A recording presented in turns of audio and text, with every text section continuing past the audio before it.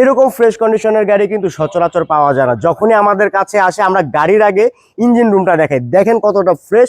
Engine গিয়ারবক্সে কিন্তু এক পয়সারও কাজ নেই, প্রত্যেকটা ঝুড়ি কিন্তু পাবেন একদম অরিজিনাল এবং জেনুইন। মার্সেলের স্টিকারটা কিন্তু এখন পর্যন্ত সাথেটাই রয়েছে, স্টকেটাই রয়েছে।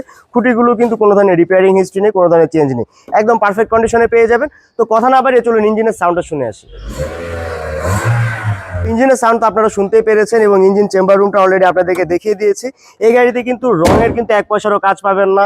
Front glass, back glass, side glass প্রত্যেকটা গ্লাসই কিন্তু একদম পারফেক্ট কন্ডিশনে পেয়ে যাবেন, যেটা আপনারা শোরুমে এসে যখন বিটগুলো চেক করবেন তখনই বুঝতে পারবেন। টায়ার কন্ডিশনের কথা যদি বলি, টায়ার কন্ডিশন কিন্তু আপনারা চোখ বন্ধ করে 1 ইয়ার প্লাস ব্যবহার করতে পারবেন, কোনো সমস্যাই হবে না। চলে আসলাম গাড়ির ঠিক পিছন সাইডে। পিছনের গ্লাসটা কিন্তু আপনার অরিজিনালি পেয়ে যাবেন, যেটার লোগো এবং স্টিকারটা কিন্তু এখনো রয়েছে।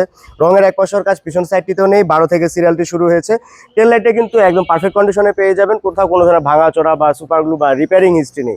একদম ফ্রেশ কন্ডিশনের একটি এক্স করোলা আপনাদেরকে দেখাচ্ছিলাম।